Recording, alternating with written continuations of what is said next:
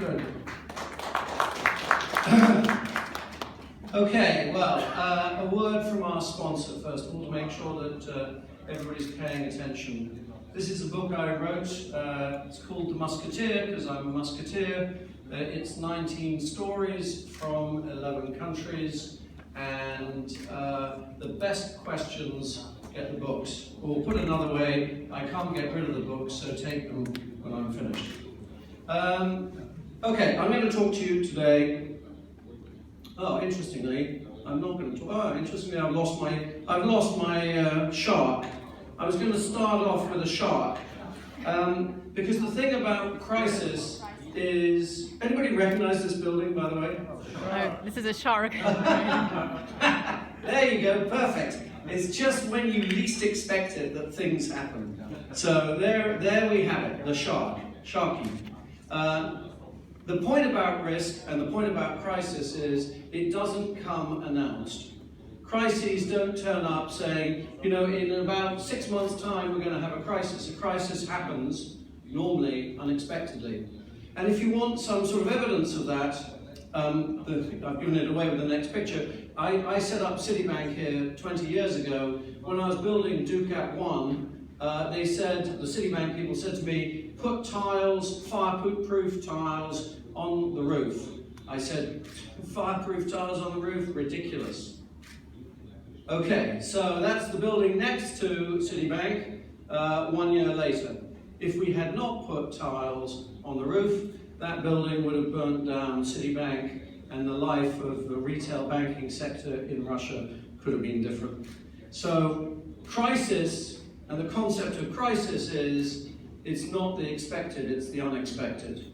Now, I also want to go through the concept of the river. Forget about the bunny rabbit. It's the river. It's a sunny day. You're with a good friend. You're in a canoe. You've got some white wine. You have a drink. The birds are singing. The sun is out. What could possibly go wrong? The canoe starts to move a little faster. The sun is shining. The birds are singing. You have another glass of wine. Gradually, the canoe gets faster and faster, but you're enjoying the wine and the sun until, at some point, you're over the waterfall. You see, the thing is about a crisis is pay attention to the leading edge signs. When you come out of the airport, if there is an advertisement advertising the opportunity of putting an advertisement in that space, it means that the last contract has disappeared and the rates are too high and the new advertisers haven't been able to be found, and that's why the advertisers are advertising space. So the point is not to work out that you're going over the waterfall.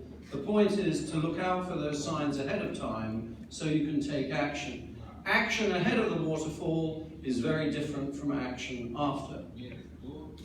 So the first thing that you need to do, if you're over the water, this is stuff that you do when it's too late. If I had another 10 minutes, I'll tell you what to do beforehand. This is what you do when you're over the edge. You're now in a new environment. Historical inputs no longer equal historical outputs. You've got to take a view. Is it a V? Is it a W? Or in our case, is it an L? Or in the UK's case, is it just something that seems to go straight over the edge? Don't use historic information. If you use historic information, and if what I've just said is true, historic information no longer creates historic output, historic input doesn't create historic output, then you're going to take that historic input, create an action plan, and it's not going to work.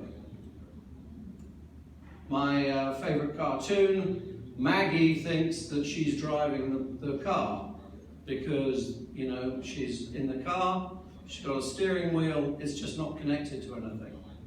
If you're going to be in a crisis situation, you need to be able to respond quickly and cycle through information quickly and know that when you turn the wheel, the organization turns with you. Oh, by the way, that also means that the leadership style, the democratic leadership style what shall we all do tomorrow, how are we all feeling, let me delegate that to you and come back to me in a month and see how it feels, doesn't work in a crisis. Because time is your enemy in a crisis. Scary. Time is your enemy in a speech, apparently, as well. Now, may I also introduce you to my favorite doggies?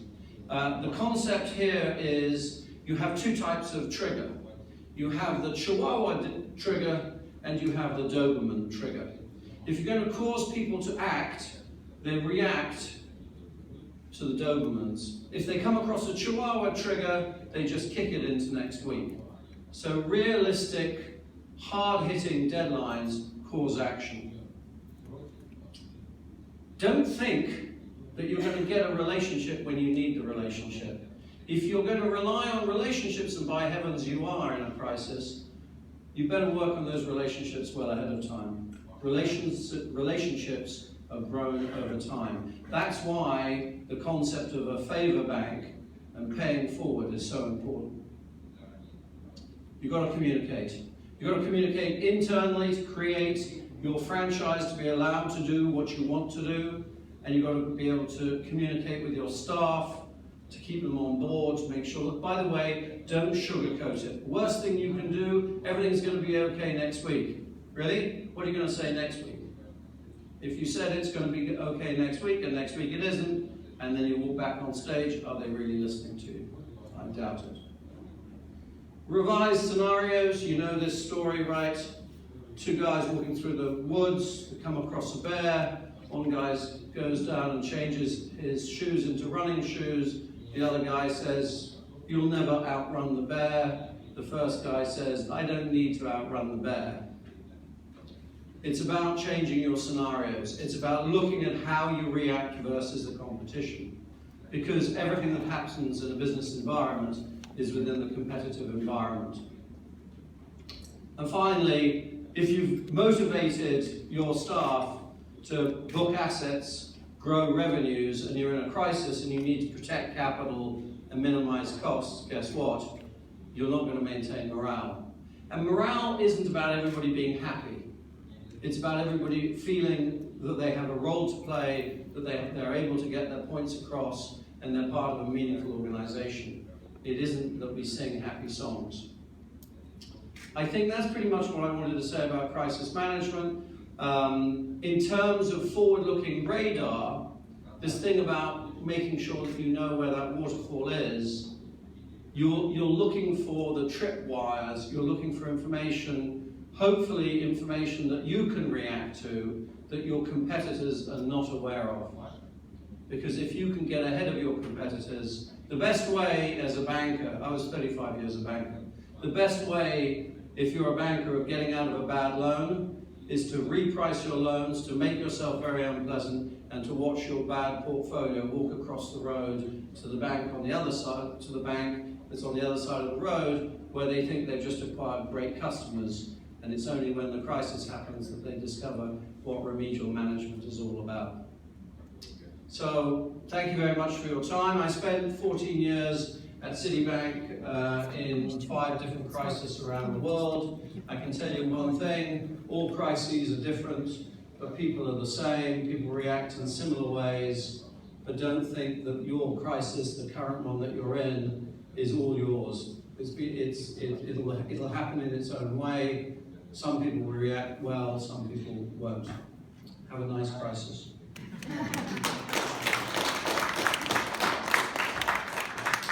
Thank you, Stuart. Есть ли вопросы? У нас прекрасная мотивация. Yes.